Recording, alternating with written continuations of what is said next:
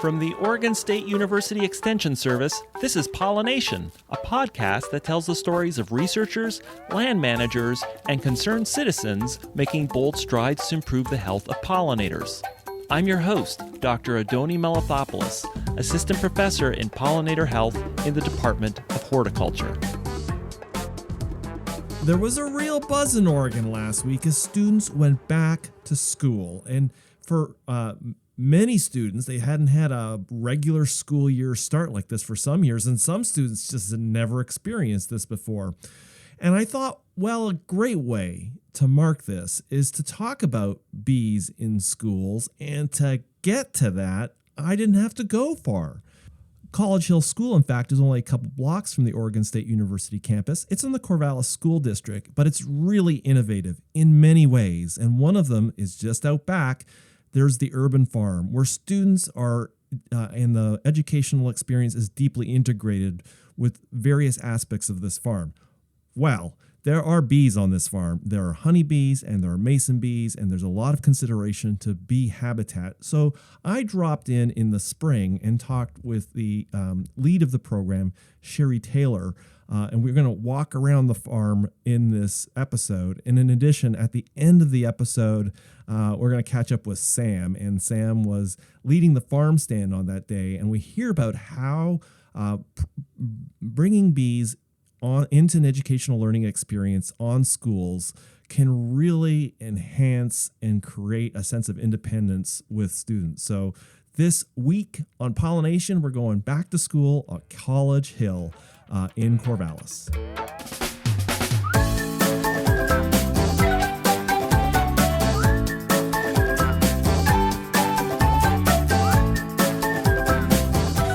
Okay, well, welcome to Pollination, Sherry. Thank you, Andoni. And we are, where are we right now? Where are we walking? We are in the middle of Corvallis in a neighborhood. We are at the old Harding Elementary School that's now a alternative ed site for 9th through 12th graders. Our mission is to help kids who are behind in credits to recover those credits and to be on track for graduation. Right now we're standing out in the horticulture garden. Wow. We have about 29 raised beds, all built by the kids. We have some handicapped accessible beds as well. We have a worm bin and raspberries and blueberries. Lots of herbs growing and blooming right now. Sure do. Look at that. That's a lavender over there, right? Yes, yeah. And a rosemary. Beautiful. We also have 6 cloches, which we use the blueprint from the OSU Extension Services website on covered beds to be able to garden all year. Fantastic. And so there's a lot of things here that are edible. We've got the blueberries and raspberries over there. And I see just going up to that raspberry plant right now is a honeybee. Of course. And I guess one of the reasons I was really excited to come down here, besides walking right by there on my way home every day, is I know that you've integrated into the farm program. You've got 2 species of bees. Yes, at least that we are monitoring. So I guess bees and a school farm and garden program is a great combination, because I can just imagine there's things that need to get pollinated, but it's also a great way for students to learn basics of entomology. Yes, and we have quite a few students who are interested in that. We also have peas and sunflowers and strawberries, and of course all those things are essential for needing pollinators to visit them.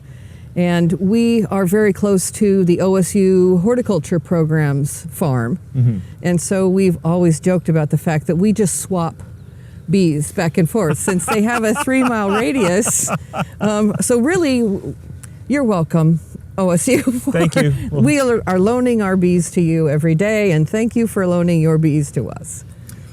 Well, we are grateful, and we're also, I think all of us are really grateful for just being able to provide students, their first experience with, I imagine for many of the students, they may not have previous experience with growing things or working with insects. Right, except for getting stung by a yellow jacket once in a while, which I have to help them overcome that difference in purpose of the different types of bees. And we have been advocating for having bees on site for 10 years. And so it wasn't until we got a sustainability coordinator through the district that he and I began to really seek out how to have this really happen. We now have a half acre that's fenced, so we know that we have a secured area that no one from the public can access. Mm-hmm. And so Bailey Payne did a lot of research and found a place in Denver where a public school had beehives, and they had a lovely document to justify and secure. And the district loved our proposal, and so then we finally got the go-ahead to work with bees. I know that is I've talked to a number of people who are active at their school board, would like to see bees incorporated into the school gardens, and it's always a struggle. People have a lot of concerns about bees. Yeah. Tell me a little bit about how you were able to address those, how you were able to get a successful... I think that just like with our students, we had some adults that were in need of some education about the difference between a yellow jacket and a honeybee. That's the first thing everybody thinks. Educate. Yeah, those ground nests, those bees that are in the ground that sting me in the ankle. Yes, I am in no way advocating for those. Yeah, okay, right. So the first step is just giving educating them some basics. Yeah. And then I think the statistics right now are speaking for themselves as far as how desperately we need honeybees and mason bees, and that they don't pollinate within the same range within a calendar year. And that alone, I think, is fascinating. And the kids have learned so much by hatching cocoons and monitoring our pollinator hotel that I'll also show you. Oh, fantastic. Okay, now we're coming into a different part of the farm. Our listeners don't know this, but we've walked 50 feet away, and maybe the listeners have heard a rooster? Perhaps. That's Bruno. And we don't talk about Bruno. Okay. Actually, the neighborhood has been very receptive. We have a Cooper's hawk nest, and we have lost about 8 hens this year to predators. Oh dear. And we hatched, the majority of our chickens were hatched in the classroom this year. Oh, fantastic. Well, it's a restart after 2 years with COVID, and so we've had to really work to reestablish ourselves. And I did want to mention, as far as birds are concerned, our bluebird boxes, we have actual bluebirds that are threatened. Their environment and their habitat is diminishing, and we have bluebirds here that are nesting right now and laying eggs. I know, right? Congratulations. And there's a swallow. So, and those are hatchlings inside isn't that the wonderful? nest. And a curious thing that we learned a while back is that if you have 2 nests, 2 bird boxes back to back, a swallow is very territorial, but for some reason it will share territory with a bluebird. And so if you put 2 bird boxes back to back, the bluebirds will nest in one, and then the swallows will be in the other. Yeah. Okay, great. This is part of, I guess, what students who don't have aren't working in natural resources or hadn't experienced, didn't grow up on a farm. This is their experience of being able to see all of this kind of integrate together. Yes. We are now in our farm site, which is a half an acre. This property right here was a playground since 1923. And about 7 years ago, we finally got the go-ahead for another program that I've been pushing for probably 16 years, which was to start a farm, an urban farm, and work with the kids to start learning about the Willamette Valley and what we have here for resource, because it's amazing. A fun little find was that the soil when we broke ground is one of the best soils in the Willamette Valley. Wow. There's like hardly any clay, just the amount of clay that we need is what we've got. So it's quite a beautiful thing. The west and the east sides of the fence, these are all native pollinating plants. Oh, it's like a hedgerow? So this is this is our pollinating hedgerow. Fantastic. So you got a hedgerow around, and right in the corner, I see two things. I see you've got two honeybee hives, and right over to the right, there's a solitary bee, mason bee domicile. That's our pollinator hotel, is what we call it. Fantastic. That's also a plan from OSU. We love having them as neighbors. It looks like the ones that on campus that Al has been. Those are the ones. Right. Okay. Yep. We do at least once a year. We do a field trip out to the horticulture farm. Visit David Cassidy, and he's been a guest speaker in our classroom quite often. Oh, amazing. Yeah, he's a great speaker on soils. Yes, we love him. So, okay, here we are. We got honeybees, and so walk me through. I imagine there must be everybody's fascinated with them, but some of the students must be a little nervous being around bees. Yes. And how do you work with them to get them comfortable? I guess part of this education part. Right. But tell me a little bit I'm a new student. I really am interested in these bees, but I get about this close, and that you can just see the jitters and the kind of terror in my eyes. What do you Well, do? first of all, I would commend you for approaching this close. Yeah. So we talk, first of all, like you said, educating. We have some wonderful resources, and of course YouTube has every video you could imagine. We watch people who manage beehives who have no protective gear at all the way to people who look like astronauts, because they have every item of protection on them. And we have a benefactor out of Portland, Ian Horvath, and he wrote us into a grant and had a hard time getting willing schools because there are so few that have beehives. He helped us get our beehives back up after COVID, and he brought us so many materials. I had quite a few in preparation for getting the approval. And he brought us a lot of bee suits. And so the first time we approached, we also have two smokers. And who doesn't want to learn how to light some fires and use the smokers? I suppose this is like, it's controlled fire. Like, I want to do that. Oh, yes. The smokers are the favorite thing. And so we practiced before the beehives, before the new nukes arrived. And the kids set up the whole system. They repainted all of the different components of the hives. And then we just have spent a lot of time out here preparing the ground so they're comfortable with the area. Then we've watched some videos, and then what I call my bee team, kids who feel much more comfortable or would like a little swagger in their walk, because they can go home and say, I just handled a frame of bees. I just visited 10,000 bees and I was fine. I also am a minimalist with how much protective gear I wear. Like, I would be happy to open up one of those two right now with no protective gear on at all, other than a smile and a positive attitude, which are very helpful, not to approach in fear.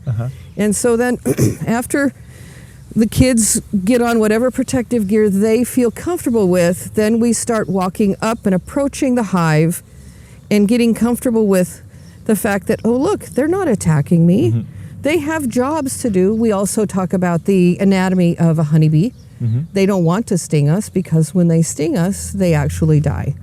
So we talk about not swatting at the bees, not making a lot of noise, and not wearing any frilly deodorants that might smell floral. And then we talk about, if a bee does approach you, It's going to do kind of a reconnaissance, most likely around your face.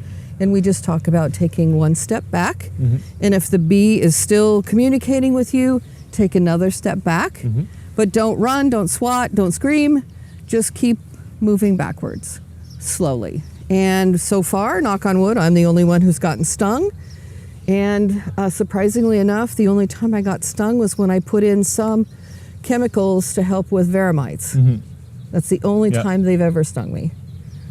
That's great. And I suppose, so when the students start working with the bees, what kind of tasks do they take on? Are you mostly responsible for managing them, or do Good they question. kind of start to work and tend them? Well, our benefactor in Portland likes us to take photos as we pull out the frames so that he can confer with us as to whether our queens are being active and laying, so that we have enough brood to continue so that they can create enough honey to take them through the first winter.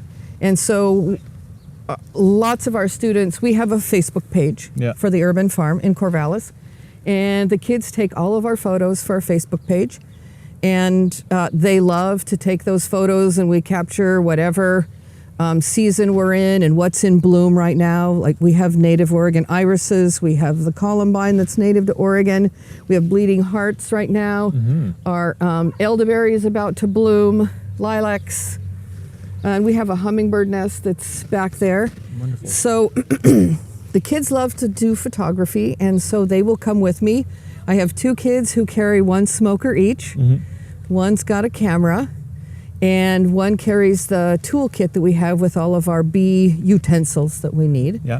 And they start to get more comfortable with the routine. And right now, since we only got these hives in March, they just gradually, as we go out with our weekly hive check, they start taking on more of the responsibility. This hive to the left seems to be more busy and active. And so a student might say, okay, we're working with the hive on the right, but somebody needs to come over with a smoker and help calm these bees down in the left hive because they're getting territorial.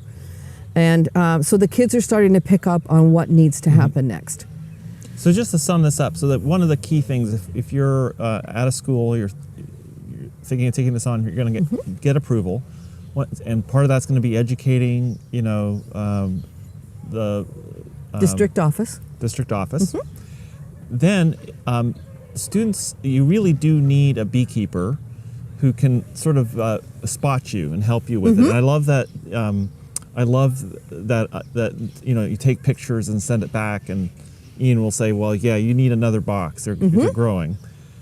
Also, the other thing I really loved about what you said is that there are a lot of resources online, and that could be integrated into the classroom. Just watching the YouTube video, and people can then see what's going to happen without having to truck a beekeeper in here. Right. You can quickly cover that in the classroom, and then actually just easing them into task. And I really the last thing I heard you say that I loved was integrating it into their social media life, so that really they've kind of are almost forming an identity around I'm the bee person. Exactly.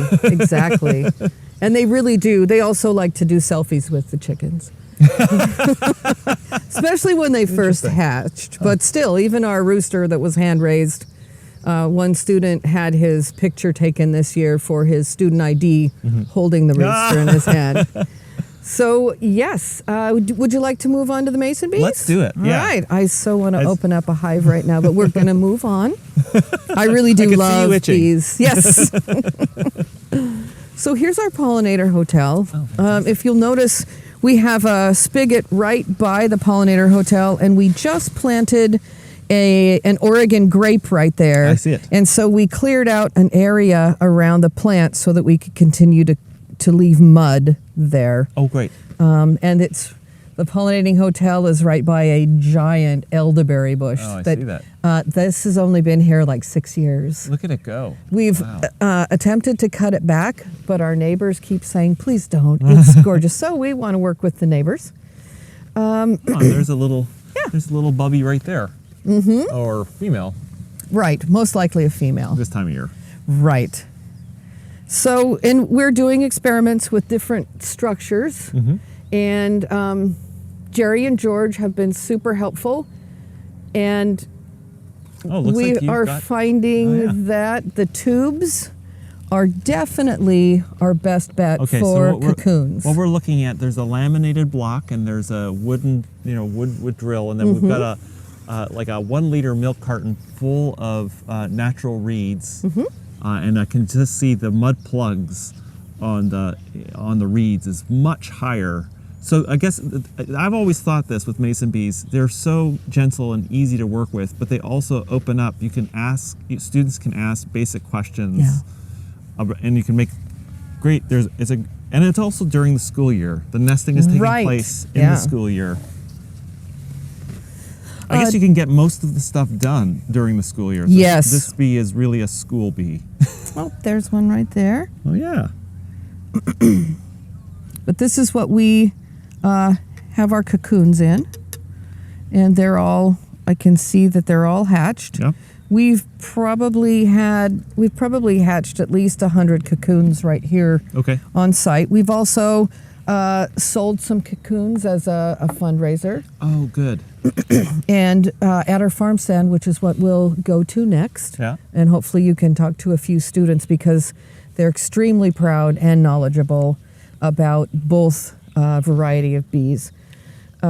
Well, I suppose, and that's the other thing. I love mason bees for schools because they're Yes. really reproducing during the school year. The cleaning happens when they get back, and then you can sell the cocoons. Yes. And just take them home. Yeah.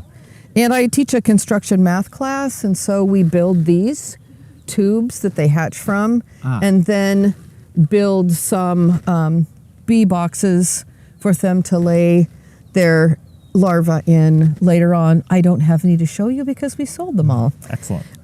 We also have quite a few plugs going on in these bamboo reeds. Yeah. And so again, it's all just a fascinating wait and see. What do they like the best? And this is our first year of actively raising mason bees, and then we will harvest the cocoons to keep them safe, especially by June 1st, because there is a parasitic wasp, I believe is the variety, that will come in and damage the cocoons. So we will keep them safe and keep them refrigerated until it's time to bring them out again next year. Fantastic. Well, let's go check out the farm stand. It's and we're just walking just a little bit further down, and I can see people coming. So there, you've got a nice awning right on the edge of the school. Yes. And there's some. It looks like there's some bedding plants for sale today. Yes, yes. Right now we're featuring strawberries, marigolds, and petunias.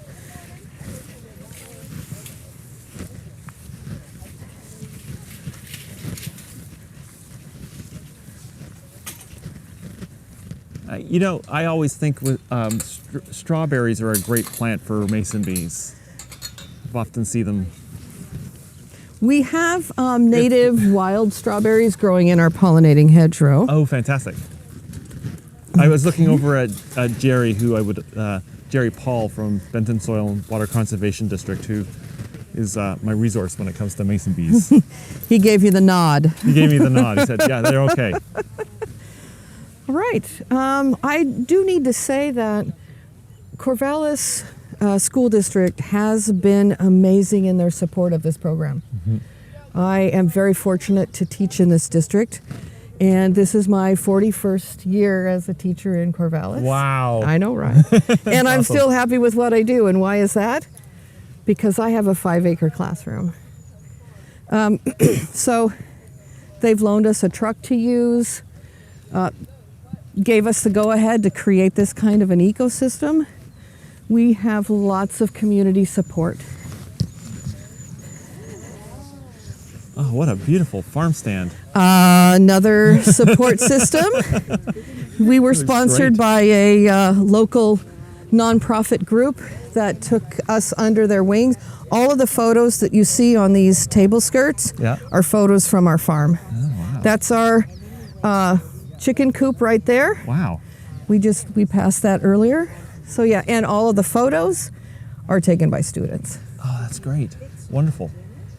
And so, okay, we got some strawberries here. We got some petunias and marigolds. We have little planter boxes. This is Sam.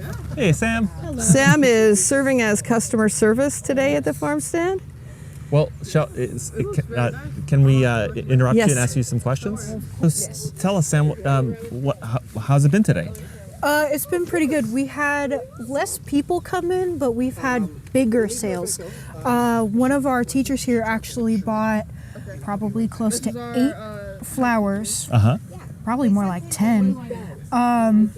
3 strawberries, and yeah, that got up to $30 worth of plants. Fantastic. Now that I think about it, it was 5 strawberries and 10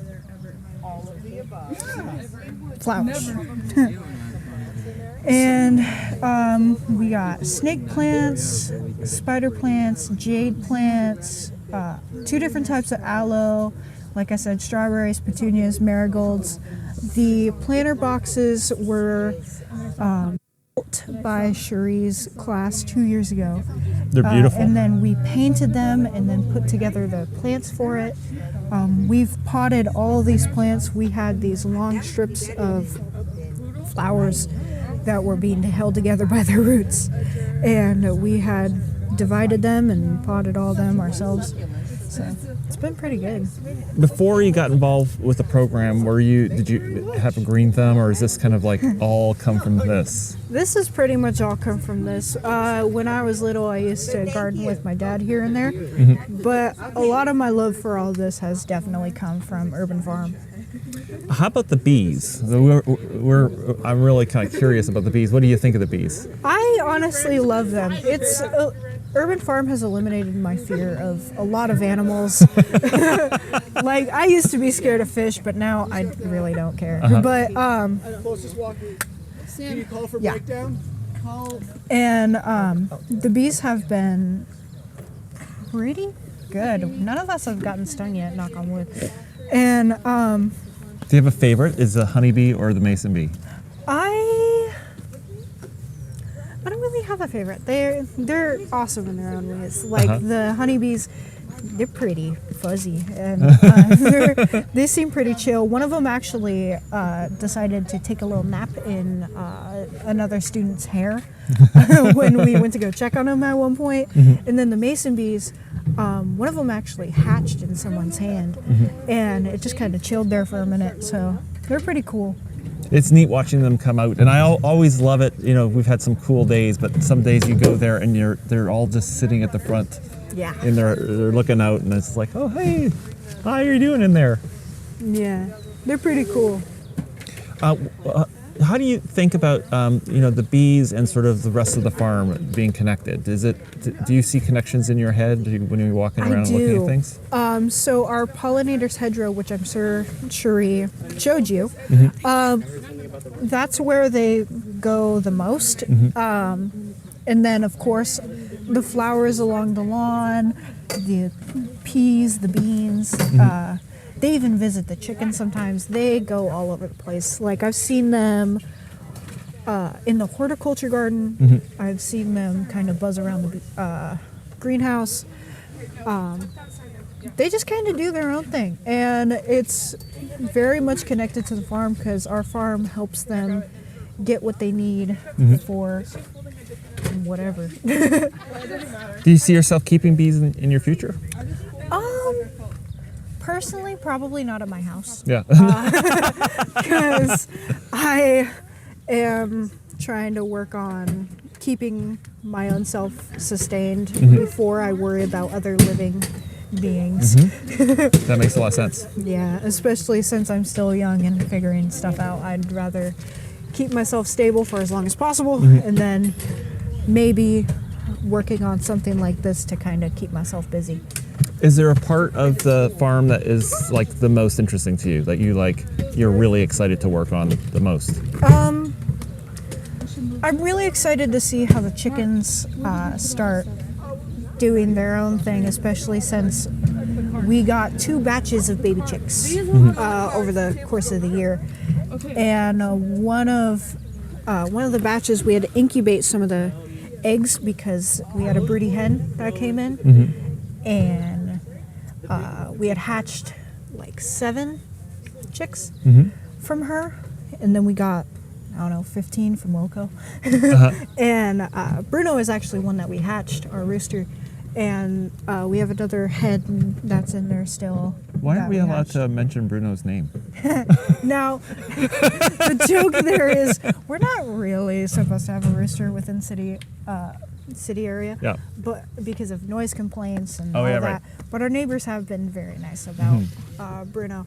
They actually don't mind him, thankfully. Now, there is one that's suspected to be a rooster in there, and we have a home for him because we can't have that clash too much. Yeah. And we're already pushing it with Bruno. We don't want to make people angry. Well, I'll let you get back to the Awesome. the stand, and thanks so much for taking a Of chance to talk course, with thank us. you. Thank you so much for listening. The show is produced by Quinn Sin and Neal, who's a student here at OSU in the New Media Communications program, and the show wouldn't even be possible without the support of the Oregon Legislature, the Foundation for Food and Agricultural Research, and Western SARE. Show notes with links mentioned on each episode are available on the website, which is at pollinationpodcast.oregonstate.edu. I also love hearing from you, and there's several ways to connect with me. The first one is you can visit the website and leave an episode-specific comment. You can suggest a future guest or topic, or ask a question that could be featured in a future episode. But you can do the same things on Twitter, Instagram, or Facebook by visiting the Oregon Bee Project. Thanks so much for listening, and see you next week.